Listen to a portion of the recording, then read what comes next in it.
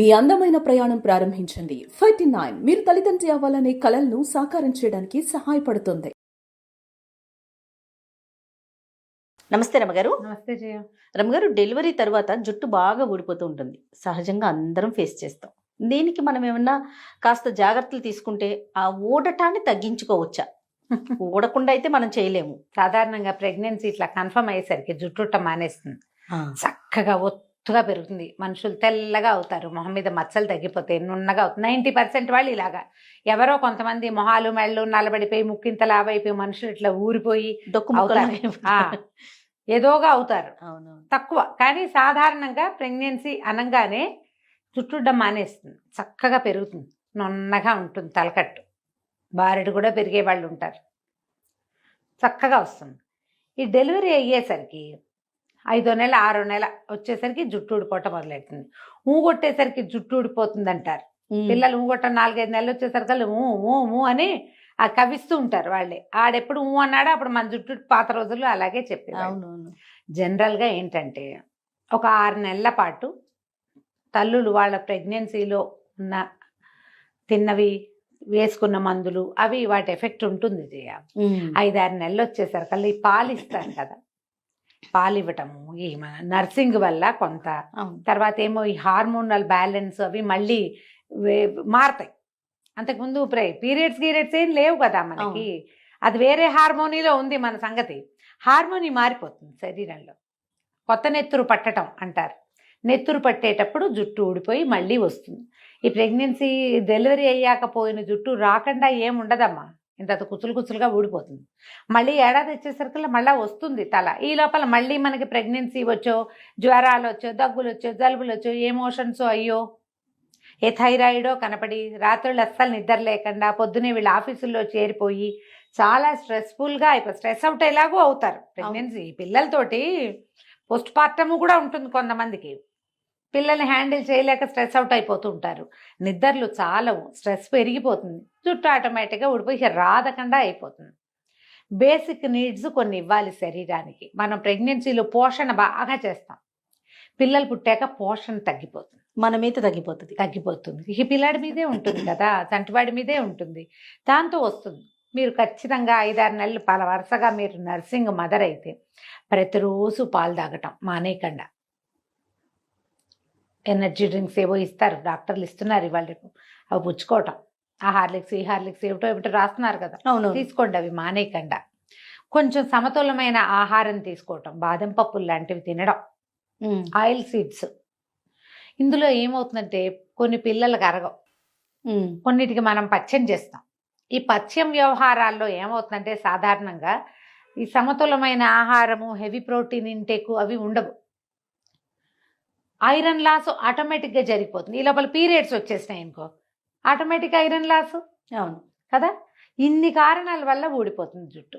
మీరు ఖచ్చితంగా iron rich food తినడము, ఐరన్ విత్ జింక్ ఏదైనా తీసుకోవటము, రాగి మాల్ట్ లాంటివి తీసుకోవటము, తర్వాత డాక్టర్కి చెప్పి నాకు వీక్ ఫీలింగ్ ఉంది, లేకపోతే నాకు నిద్ర పట్టట్లేదు, నాకు జుట్టు ఊడిపోతుంది, ఇలాంటివి చెప్పి జనరల్ మెడిసిన్ కూడా ఒకటి తీసుకోవటము ఏదైనా చేస్తే మీకు జుట్టు పొడ్డం కొంత ఆగుతుంది. పోయిన జుట్టు మళ్ళీ వస్తుంది.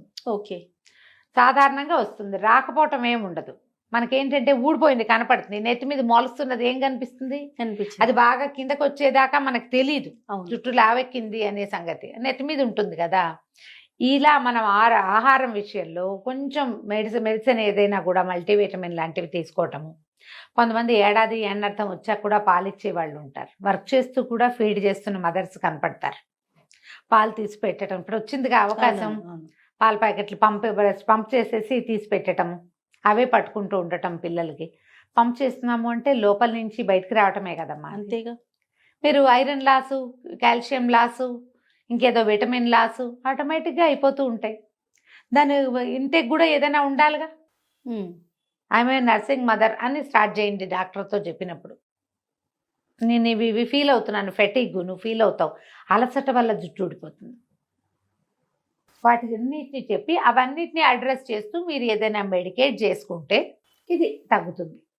అక్కడి నుంచి సాంప్రదాయ ఆహార పదార్థాలు ఉంటాయి, మినపసున్ను తినటము, గోందు లడ్డూలు, మన వాళ్ళు ఇప్పుడు గోందు లడ్డు చాలా ఫేమస్ అయింది. మేథికా దానాల లడ్డు అని చేస్తారు, మెంతుల లడ్డూలు అవి. మనమైతే బేసిక్ మినపసున్ని, కాయపొడి లాంటివి, కాయపొడిలో కూడా కాయం కొంచెం ఉండి మినపసున్ని ఎక్కువ ఉంటుంది. అవును. బియ్యపు రవ్వతోటి చేసిన ఆహార పదార్థాలు అలాంటివి తీసుకుంటూ ఉంటే మెల్లిగా మనం ఏ ఐరన్ కోల్పోతున్నామో అది శరీరానికి అందుతూ ఉంటుంది. సిట్రస్ ఫ్రూట్స్ తప్పకుండా తినాలి. మీరు ఐరన్ రిచ్ ఏం తీసుకుంటున్నా దాంతోపాటు సి విటమిన్ వచ్చేవి జలుబు చేస్తాయని తినరు. దీనికి సిద్ధాంతం ఉంటుంది.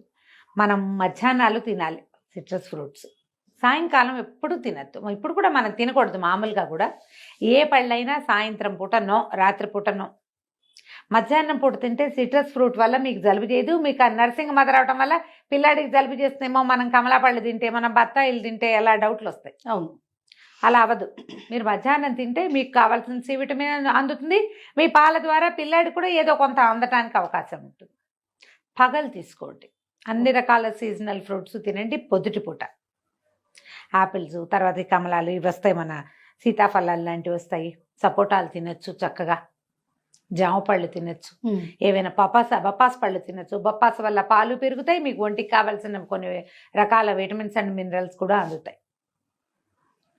ఆహారం విషయంలో కనుక మీరు ఇంటేక్ జాగ్రత్తగా చేస్తే రాగి మాల్ట్ అసలు వదిలిపెట్టద్దు.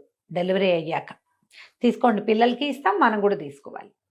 ఏమన్నా జొన్న రొట్టెలు, గోధుమ రొట్టెలు తినే అలవాటు ఉంటే శుభ్రంగా అవి కూడా తినచ్చు. కూరలు తింటాము, తర్వాత ఏమంటారు పచ్చివి మన మొలకలు తింటాము, పళ్ళు తినటము, అవి మానకుండా ఉంటే మీకు కావాల్సింది అంది. పిల్లలకి పాలు ఉంటాయి, మీకు నెత్తి మీద జుట్టు కూడా ఉంటుంది. జుట్టు ఊడిపోవటాన్ని మీరు ఎప్పుడైతే తెలుసుకున్నారో అప్పుడే మీరు డాక్టర్ని సంప్రదిస్తే ఇంకా కొంచెం బెటర్ రిజల్ట్స్గా కూడా ఉంటాయి. ఏవో తెచ్చుకుని ఇప్పుడు రాసుకుంటున్నారు రకరకాల ఆ నూనెలు, ఏ నూనెలు అయినా పైన రాస్తే ఏం అవ్వదు, లోపల నుంచి కొంత పడాలి. అది కూడా చేయండి. రెండు కలిస్తే బాగుంటుంది, మీకు రిజల్ట్ బాగుంటుంది. ఇది చాలా సహజమైనది అనుకోండి, హాయిగా ఉంటుంది. మనసుకు ప్రశాంతత, టెన్షన్ ఫీల్ అవ్వకూడదు. అందరికీ ఊడిపోతుంది, ఎవరైనా ఇంతే. ఇలా ఆలోచించండి, హాయిగా ఉంటుంది. రైట్ రమ్మగారు, నమస్తే. నమస్తే చే.